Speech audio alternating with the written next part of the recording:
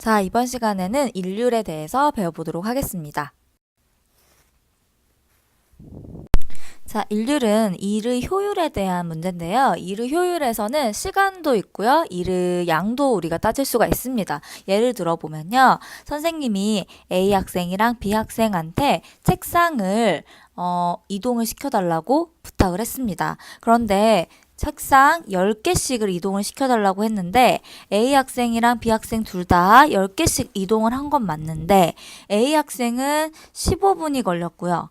B 학생은 12분이 걸렸어요. 그럼 누가 더 시간이 조금 걸렸죠? 그쵸? 12분. 이 B 학생이 조금 덜 걸렸죠? 이렇게 똑같은 일을 할 때 시간이 덜 걸리는 경우에 일의 효율 이제부터 뭐라고 할 거다?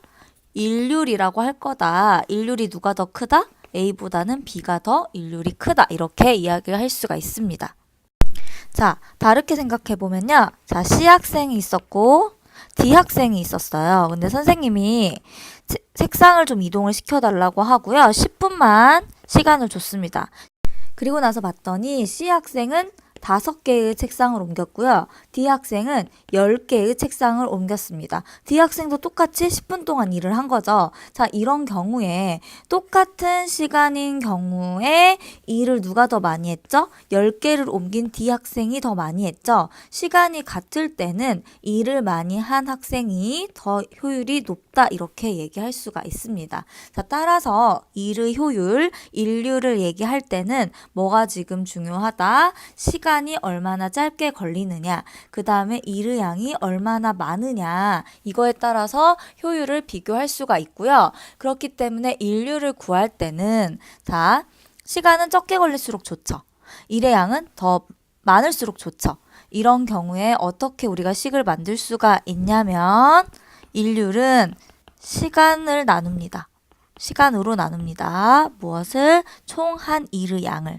이게 뭐가 되냐면 여러분이 구할 일률의 식이 되겠습니다. 그래서 식에서만 봐도 걸린 시간이 짧을수록 일률이 커지겠죠. 그 다음에 한 일의 양이 많을수록 일률이 더 커지겠죠. 자, 이렇게 일률을 구할 때는요. 자, 한 일의 양. 우리가 일은 단위가 뭐였죠? 그쵸, 줄이었죠. 걸린 시간은 여기서는 세크입니다. 그러면 일률의 경우에는 단위가 줄 퍼 세크 이렇게 표현할 수가 있는데 우리가 이것을 바꿔서 W, 큰 W를 사용해서 와트라고 하고요. 일률의 단위는 와트입니다. 자, 그러면 1와트의 의미는 무엇일까요? 그쵸? 1초 동안 얼마만큼 1줄의 일을 할 때의 일률을 1와트다 이렇게 얘기할 수가 있겠죠? 그래서 대표적으로 우리가 일률 때문에 사용하는 게 도구, 기구, 기계 이런 것들이 인류 때문에 사용하는 거겠죠. 똑같은 일을 할 때 건물을 짓는데 시간을 어떻게 하기 위해서? 단축시키기 위해서 우리가 기구 쓰잖아요. 그 다음에 똑같은 시간이 주어졌을 때 일의 양을 더 많이 하기 위해서 우리가 도구나 기구 쓰죠. 그래서 이런 것들도 일을 효율적으로 하기 위해서 쓰는 것이다.